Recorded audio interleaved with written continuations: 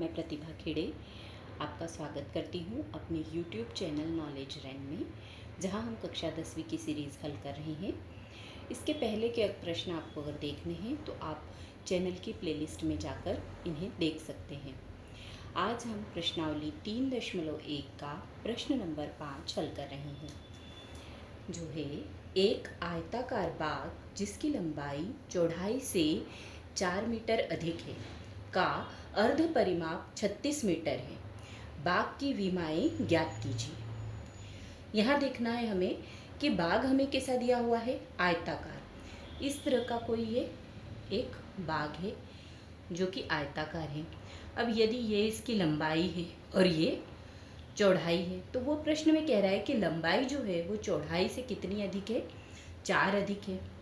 यहाँ हम देखें, जो लंबाई है वो चौड़ाई से अधिक है, ये वाली, ये जो है ये अधिक है और ये क्या है, कम है।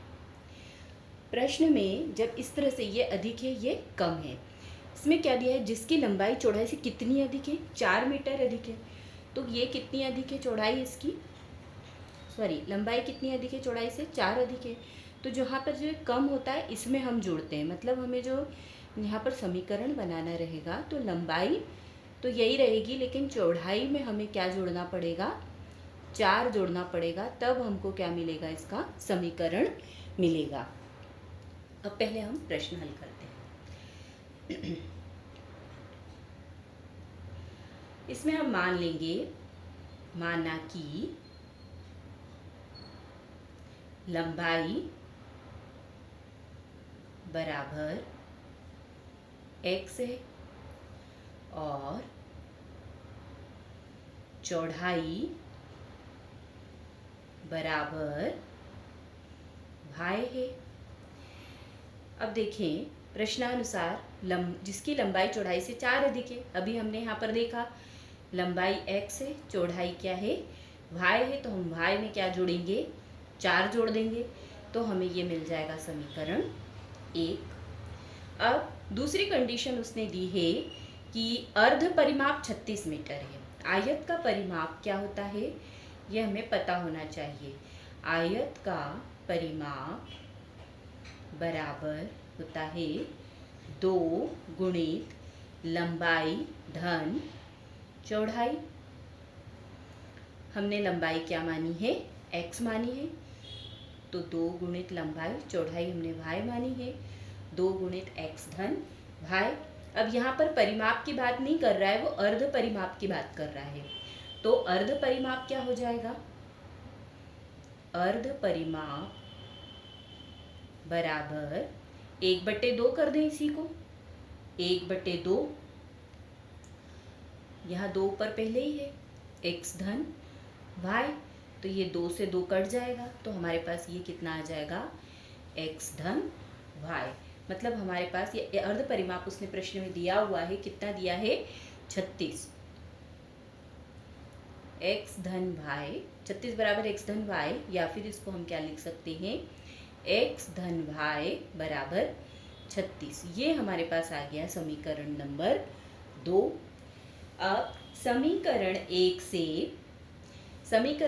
से हम x का मान उठाकर इस समीकरण में रख देंगे, तो हमें क्या मिल जाएगा, y का मान। समीकरण 1 से x का मान समीकरण 2 में रखने पर, अब देखिए समीकरण 1 क्या है हमारे पास, ये है, यहाँ x, इस x का मान क्या है, y धन 4, ये y धन 4 हम उठा के कहाँ रख देंगे, यहाँ पर रख देंगे इस समीकरण में। ये समीकरण हमारे पास क्या है, पहले मैं लिख ही देती, समीकरण x की जगह हम क्या लिख देंगे, यहाँ पर y धन 4 धन y बराबर 36। अब ये यदि हम ब्रैकेट हटा दें तो हमें क्या मिल जाएगा, इस तरफ कर लेते हैं इसको,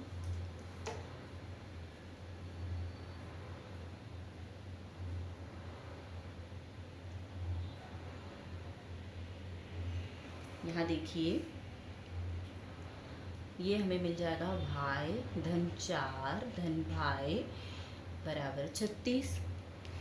दोनों भाई जुड़ेंगे कितना हो जाएगा, 2 भाई धन 4 बराबर 36। तो 2 भाई बराबर 4 उस तरफ जाएगा, ये हो जाएगा 36 ऋण 4। यहाँ से देखें तो 2 भाई बराबर 36 में से 4 गया, कितना बचेगा 32। तो भाई बराबर हमारे पास आ जाएगा 32/2। 2 एक कम 2, 2 6 12, मतलब हमारे पास यहाँ से आ गया भाई बराबर 16 मीटर। चूँकि ये क्या है, हमने क्या मानी थी, ये चौड़ाई। तो हमारे पास चौड़ाई आ गई इसकी 16 मीटर। अब हमें निकालना है लंबाई।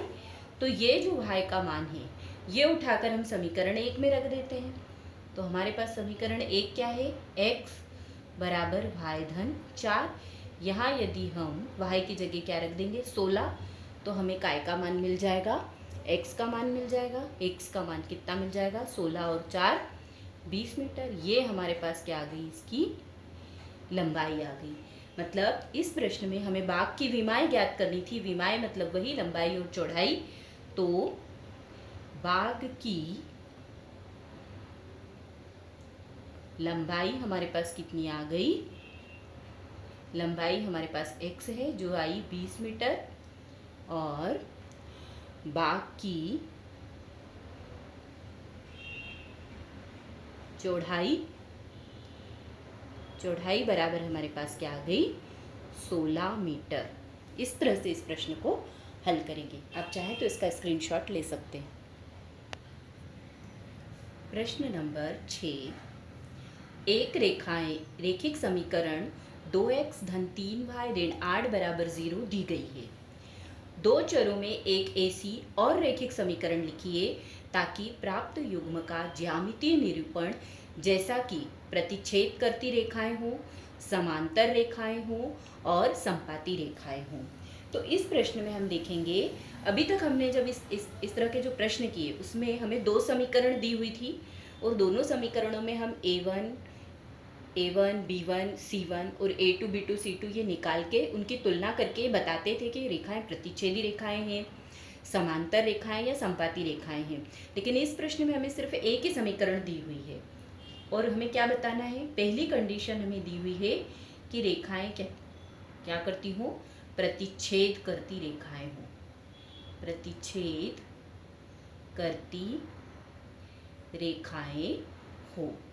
और समीकरण हमें सिर्फ एक ही दी हुई है, 2x धन 3y ऋण 8 बराबर 0। ये हमें समीकरण 1 दी हुई है।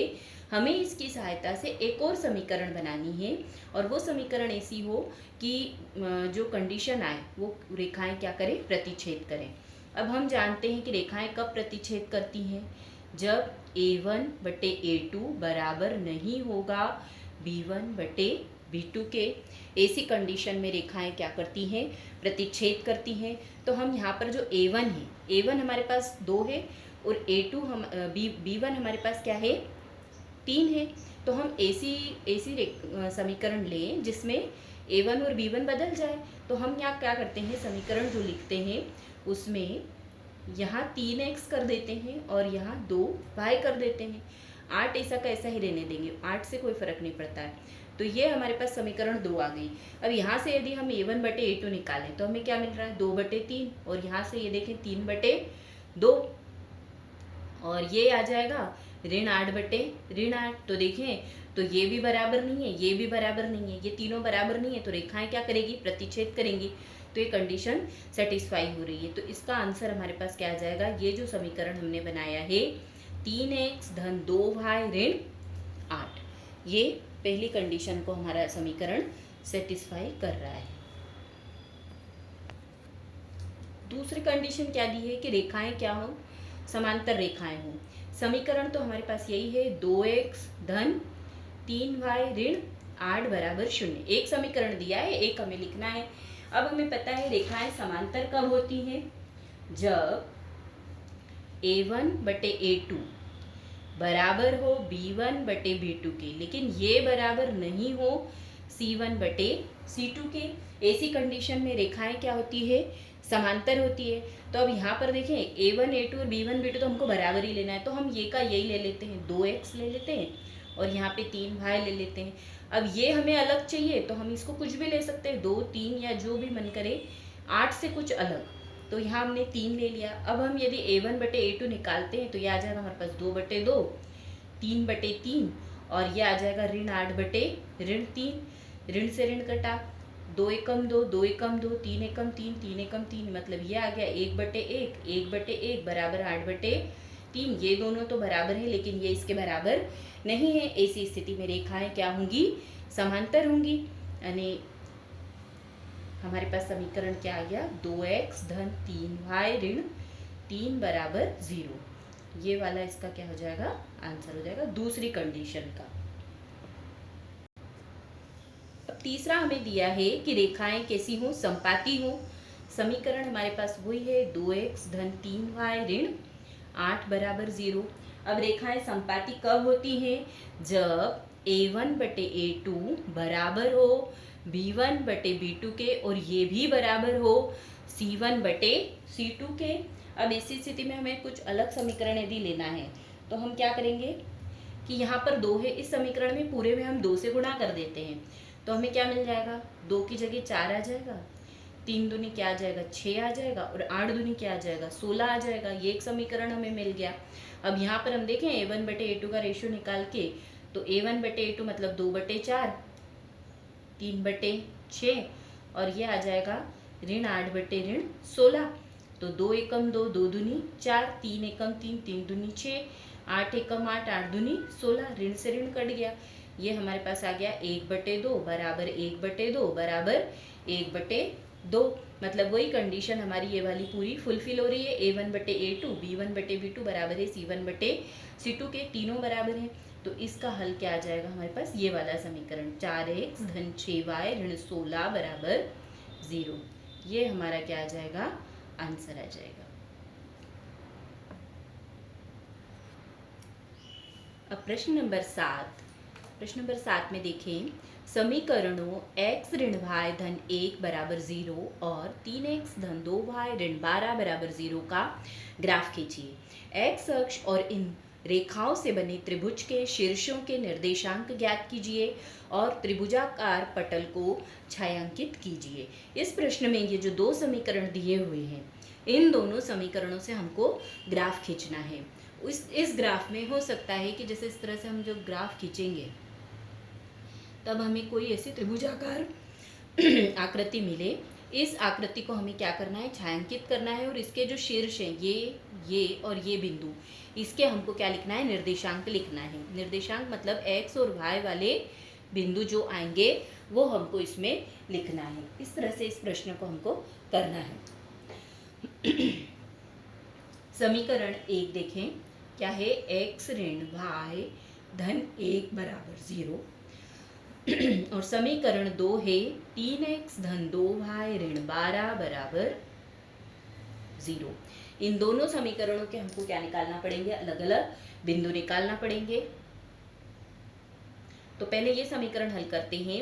यहाँ से हम देखें y को हम इस तरफ ले जाते हैं तो क्या आ जाएगा? x धन 1 बराबर, ये y इस तरफ जाकर क्या हो जाएगा? धन में हो जाएगा, यहाँ पर ऋण में। तो समीकरण को पलट के लिख लेते हैं, y इधर और x इधर, तो यह आ जाएगा y बराबर x धन 1। यहाँ से हम x के अलग अलग मान रखते जाएंगे और y के मान निकालेंगे। एक सारणी बना लेते हैं, 3 मान तक हम निकालेंगे इसमें ताकि ग्राफ अच्छे से बन सके। तो x और y, जब हम x का मान 0 रखते हैं तब हमें y बराबर क्या मिलेगा? यहाँ x की जगह यदि हम 0 रख दें तो 0 धन 1, मतलब हमें y बराबर क्या मिल रहा है? 1। x का मान 0 रखने पर हमें y का मान क्या मिला? 1। x का मान जब हम 1 रखते हैं तो y बराबर हमें क्या मिलता है? यहाँ पर हम रख रहे हैं 1, तो 1 धन 1 बराबर 2। मतलब x का मान जब हमने 1 रखा, हमें y का मान क्या मिला? 2 मिला। और x का मान 3 रखने पर हमें y बराबर क्या मिलता है? x की जगह हम क्या रख रहे हैं? यहाँ पर 3 रख रहे हैं, सॉरी 2 रखेंगे, 2 रखेंगे तो y का मान हमें क्या मिलेगा? 2 धन 1 बराबर 3, मतलब x का मान 2 रखने पर हमें y का मान क्या मिला, 3 मिला। इसी तरह से इस समीकरण को भी हम हल कर लेते हैं।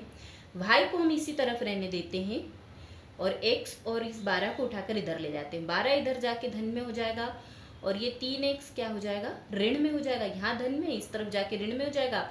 ये ऋण में है तो इस तरफ जाकर धन में हो जाएगा। और 2y तो हमने यहीं के यहीं रहने दिया है। अब यहाँ से y बराबर निकालें तो क्या आ जाएगा, 12 ऋण 3x बटे 2। अब यहाँ पर हम x के अलग अलग मान रख के y का मान निकाल लेंगे। इसको इस सारणी में फिल कर देंगे। x y, पहले हम रखते हैं x का मान 0, तो y बराबर हमें क्या मिल जाएगा, 12 ऋण ये वाला तो 0 ही हो जाएगा, 3 गुणित 0 बटे 2, तो 3 गुणित 0 मतलब ये तो 0 हो गया, 12 बटे 2 बचेगा। 12 बटे 2 मतलब 6, मतलब जब हमने x का मान 0 रखा, y का मान हमें क्या मिला, 6 मिला। अब x बराबर 1 रखें, 1 रखने पर y बराबर हमें क्या मिलेगा, 12 ऋण 3 गुणित 1 बटे 2, 12 ऋण 3 एकम 3 बटे 2, 12 में से 3 गई, कितना आएगा,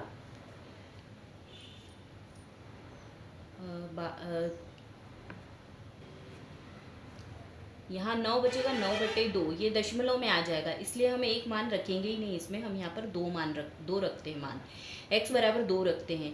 तो जब हम x बराबर 2 रखेंगे तो 3 दूनी क्या आ जाएगा, हमारे पास 6 आ जाएगा। 12 में से 6 घटेगा, कितना आ जाएगा, 6 आ जाएगा। ये कटेगा तो 2 तिया 6, मतलब x का मान 2 रखने पर y का मान हमें क्या मिला, 3 मिला। इसके बाद हम x का मान 3 नहीं रखते हुए क्या रखेंगे, 4 रखेंगे, तो y बराबर हमें क्या मिल जाएगा, 12 ऋण 3 गुणित 4 बटे 2, तो 12 ऋण 4 तिया 12, मतलब 12 में से 12 घटेंगे तो 0 आ जाएगा, 0 बटे 2 मतलब इसका मान क्या आ गया, 0 आ गया। जब हमने x का मान 4 रखा, y बराबर हमें क्या मिल गया, 0 मिल गया। अब इन दोनों सारणियों से हम क्या बनाएंगे, ग्राफ बनाएंगे और ग्राफ बनाकर देखिए समीकरण 1 से हमें ये बिंदु मिले हैं। जब हमने x बराबर 0 रखा, y बराबर हमें क्या मिला है, 1 मिला है। अब इस बिंदु को इस ग्राफ पे यदि दर्शाते हैं तो x बराबर 0 ये आएगा और y बराबर 1, y बराबर 1 हमारा ये आ जाएगा। इसको हम लिख देते हैं, कौन सा बिंदु है हमारे पास, 0 और 1। इसके बाद दूसरा बिंदु है, x बराबर 1 रखा तो y बराबर क्या मिला, 2। x बराबर 1 ये है, y बराबर 2 हमारे पास ये आ जाएगा। ये कौन सा बिंदु आ जाएगा हमारे पास, 1 और 2।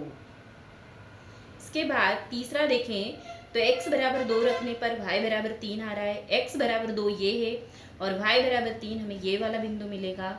ये बिंदु हो जाएगा हमारे पास 2 और 3। इन तीनों बिंदुओं को मिलाते हुए हम क्या करेंगे, एक रेखा खींच देंगे।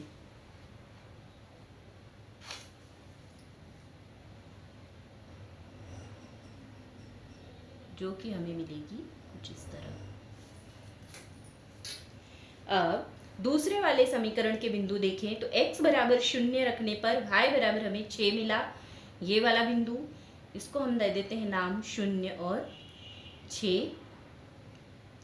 इसके बाद दूसरा बिंदु है, x बराबर 2 रखने पर y बराबर 3 मिला, x बराबर 2 ये है और y बराबर 3, यही वाला बिंदु आएगा, 2 और 3।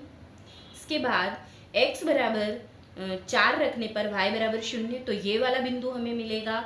ये कौन सा बिंदु हो गया हमारे पास, 4 और 0। अब ये जो 3 बिंदु हमें मिले हैं, इन तीनों बिंदुओं को मिलाते हुए भी हम एक रेखा खींच देंगे। तो ये रेखा हमारे पास कुछ इस तरह से आएगी।